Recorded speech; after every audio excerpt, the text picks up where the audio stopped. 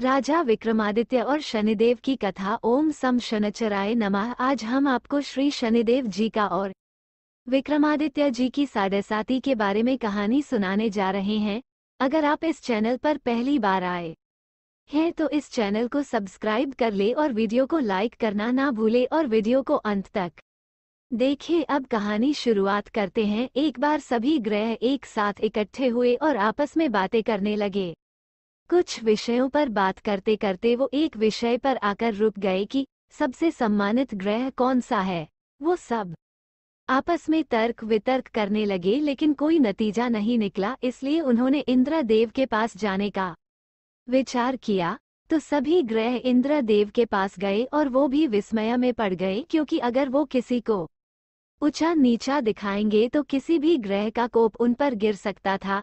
कुछ देर बाद विचार करने के बाद इंद्र देव ने कहा, मान्यवरों, मैं इस प्रश्न का उत्तर देने में असमर्थ हूँ, लेकिन उज्जयिनी नगर में विक्रमादित्य नाम का राजा है जो आपके प्रश्न का उत्तर दे सकता है। इस तरह इंद्रदेव के कहने पर सभी ग्रह राजा विक्रम के दरबार में गए। विक्रमादित्य उस समय का सबसे पसंदीदा राजा था, क्योंकि वो अपने न्याय के लिए प्रसिद्ध था। जब उसने देखा कि सभी ग्रह उसके दरबार में आ रहे हैं तो वो तुरंत अपने सिंहासन से उठ गया और उन्हें अपने आसनों पर बैठने को कहा, लेकिन उन्होंने मना कर दिया। उन्होंने कहा, हम यहाँ तब तक आसनों पर नहीं बैठेंगे जब तक तुम ये न्याय ना कर दो कि हम सब में से सबसे ऊंचा ग्रह कौन सा है। विक्रमादित्य भी ऐसा प्रश्न सुनकर विस्मय में पड़ गया, लेकिन फिर उसने एक योजना बनाई। उसने आसनों की एक कतार उसके सिंहासन से द्वार तक बनाई और उन्हें बैठने को कहा जब तक कि वो इसका निर्णय करते हैं। विक्रम के सबसे निकट वाले आसन पर बृहस्पति जी दौड़ते हुए जाकर बैठ गए। अगले आसन पर सूर्य, उसके बाद चंद्रमा, उसके बाद मंगल, फिर राहु और फिर केतु बैठ गए। शुक्र देव 8वें आसन पर बैठ गए और अब अंतिम आसन बचा था और शनि देव बच गए थे, लेकिन वो आसन सबसे अंतिम था और द्वार के नजदीक था, इसलिए शनि देव ने वहां बैठने से मना कर दिया। राजा विक्रम ने सोचा कि जो भी उस अंतिम आसन पर बैठकर विनम्रता दर्शाएगा उसे ही वो सबसे महान घोषित करेंगे, लेकिन शनि देव के वहां नहीं बैठने से सब गड़बड़ हो गया। शनि देव एक क्रोध वाले देवता है। जब वो वहां पर नहीं बैठे तो सभी ग्रह हंसने लग गए। शनि देव ने इसे अपना अपमान मानते हुए बहुत क्रोधित हुए और विक्रम से कहा, तुमने इस तरह मेरा अपमान करके अच्छा नहीं किया। तुम मुझे क्या मानते हो? तुम मुझे अंत में बिठाने के लिए बुलाया है। एक बात ध्यान रखना कि किसी भी राशि में चंद्रमा 2.25 दिन, सूर्य, बुध और शुक्र केवल 15 दिन, मंगल 2 महीने, गुरु 13 महीने और राहु केतु 18 महीने तक रहते हैं, लेकिन मैं 7.5 साल तक किसी भी राशि में रहता हूँ। इसलिए तुम अब अपना ध्यान रखो, तुम्हें भी मेरे अपमान का दंड सहना पड़ेगा। राजा विक्रम कुछ दिनों तक बिना किसी मुसीबत के दिन गुजारे, लेकिन जल्द ही राजा के साढ़े शुरू हो गए। उन दिनों में एक अश्व व्यापारी वहां आया और वहां घोड़े बेचने के लिए रुका। राजा ने भी कुछ सुंदर घोड़े खुद के लिए खरीदे। उनमें से एक घोड़े का नाम भंवर था, जिसे राजा बहुत पसंद करता था। राजा उस घोड़े पर सवार हो गया और इधर उधर घूमने लगा। तभी कुछ देर बाद वो दौड़ता हुआ राजा को एक घने जंगल में छोड़कर भाग गया। राजा को ये देखकर बहुत आश्चर्य हुआ और अब वो उस जंगल में भूखा प्यासा भटकने लगा। जब रात हुई तो राजा को बड़ी जोरों की प्यास लगी, जिससे वो जोर जोर से चिल्लाने लगा। एक दूधवाला उस रास्ते से गुजर रहा था। उसने राजा विक्रम को देख लिया। वो विक्रम को पास की नदी पर लेकर गया और उसे शीतल जल पिलाया। विक्रम बहुत प्रसन्न हुआ और उसने उस दूधवाले को अपनी सोने की अंगूठी निकालकर दे दी और कहा, मैं उज्जैन रहता हूँ और रास्ता भटक गया हूँ, क्या तुम मुझे रास्ता बता सकते हो? वो दूधवाला उसको गांव में लेकर आया और उसको एक दुकानदार ने भोजन कराया। विक्रम ने दुकानदार को भी एक अंगूठी दी और उसको भी विक्रम ने रास्ता भटकने वाली बात बताई। अब वो उस दुकानदार के साथ पूरे दिन बातें करता रहा और उस दिन दुकानदार को खूब आमदनी हुई। उसने सोचा इस आदमी की वजह से उसकी आज अच्छी आमदनी हुई, इसलिए उसने विक्रम को उसके साथ शाम को घर चलने को कहा। विक्रम उसके साथ घर गया और दुकानदार ने उसकी खूब खातिरदारी की।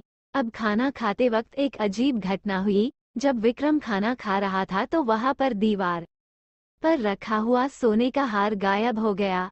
दुकानदार की नौकरानी ने उसकी पत्नी को गले का हार चोरी होने की खबर दी। जब दुकानदार ने ये बात सुनी तो उसने विक्रम से हार के बारे में पूछा तो विक्रम के हार के बारे में कुछ भी पता होने से इनकार कर दिया। दुकानदार ने कहा, जब हार चोरी हुआ तब तुम्हारे अलावा यहाँ कोई बाहर का व्यक्ति नहीं था, तुम जल्दी बताओ कि वो हार कहाँ है। विक्रम ने कहा, मैं हार के बारे में कुछ नहीं जानता हूँ और मैंने हार नहीं चुराया है। दुकानदार विक्रम को राजा के पास लेकर गए। इस पर राजा ने क्रोधित होकर चोरी करने के अपराध में विक्रमादित्य के हाथ पांव काटने का आदेश दे दिया। राजा विक्रमादित्य के हाथ पांव काटकर उसे नगर की सड़क पर छोड़ दिया गया। कुछ दिन बाद एक तेली उसे उठाकर अपने घर ले गया और उसको अपने यहाँ काम करने के लिए पूछा। उस तेली ने विक्रम को काम के बदले रहने खाने की व्यवस्था देने को कहा। विक्रम राजी हो गया और वो तेली विक्रम को घर लेकर आ गया। अब विक्रम कोल्हू के बैल को चलाने का काम करने लगा और वो तेली तेल को बाजार में बेचने जाता था। जब बारिश का मौसम आया तब विक्रम तेज आवाज में गाना गाने लगा। उसकी आवाज पास ही राजा के महल तक पहुंच गई और राजकुमारी इस मधुर स्वर पर मोहित हो गई। उसने अपनी दासी को भेजकर उस आदमी का पता लगाने को कहा। दासी वहां गई और उसने राजकुमारी को बताया कि एक नौजवान अपनी आंखें बंद कर गा रहा था। ये सुनकर राजकुमारी मोहिनी रथ पर सवार उस तेली के घर के पास से गुजरी। उसने मेघ मल्हार सुना तो उसे बहुत अच्छा लगा और दासी को भेजकर गाने वाले को बुला लाने को कहा। दासी ने लौटकर राजकुमारी को अपंग राजा के बारे में सब कुछ बता दिया। राजकुमारी उसके मेघ मल्हार से बहुत मोहित हुई, अतः उसने सब कुछ जानकर भी अपंग राजा से विवाह करने का निश्चय कर लिया। राजकुमारी उसके प्यार में खाना पीना भूल गई थी। उसकी माँ ने उससे अपनी इस दशा का कारण पूछा। राजकुमारी ने कहा कि अगर वो विवाह करेगी तो सिर्फ उस मधुर गाना गाने वाले तेली से विवाह करेगी। जब राजा ने अपनी पुत्री की ये मांग सुनी तो वो बहुत क्रोधित हुआ। जब राजकुमारी को इस बात का पता चला तो उसने अपने मन को मजबूत करते हुए कहा कि अगर वो विवाह करेगी तो सिर्फ उसी तेली से, चाहे उसके हाथ हो या ना हो। अपनी बेटी की जिद को देखते हुए राजा ने विक्रम को बुलाया और उसके साथ अपनी पुत्री का विवाह कर दिया। राजा ने उनके रहने के लिए एक साधारण घर भी दिया। एक दिन विक्रम सो रहा था और शनि देव उसके स्वप्न में आए। उसने शनि देव को प्रणाम किया और गलती की माफी मांगी। शनि देव ने उसे आशीर्वाद दिया और कहा, अब तुम्हारे साढ़े साती खत्म होते हैं। और विक्रम के दोनों हाथ वापस आ गए। विक्रम ने अपनी पत्नी को नहीं जगाया और सुबह उसकी पत्नी उसके दोनों हाथ देखकर बहुत खुश हुई। राजा को भी इस खबर का पता चल गया तो वो भी विक्रम को देखने आया और उसने बताया कि वो शनि देव का कोप झेल रहा था और उन्हीं की दयालुता से उसके दोनों हाथ वापस आ गए। तब उसने राजा को अपना पूरा परिचय दिया।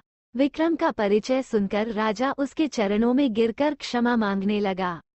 जब दुकानदार को इस बात का पता चला तो वो भी दौड़ता हुआ विक्रम के चरणों में गिर गए। विक्रम ने उस दुकानदार से कहा, घर जाओ, तुम्हें तुम्हारा हार वापस वही मिल जाएगा। दुकानदार घर गया और हार उसी जगह पर टंगा हुआ मिला। विक्रम ने राजा को वापस अपने प्रदेश लौटने को कहा। राजा ने उसे उपहार स्वरूप कई घोड़े, हाथी और दासियां देकर विदा किया। विक्रमादित्य की जनता अपने राजा के वापस लौटने पर बहुत प्रसन्न हुई। विक्रम ने अब नवग्रह की पूजा की और शनि देव को सबसे उच्च स्थान दिया। उस समय उन्हें अपनी भूल का आभास हुआ।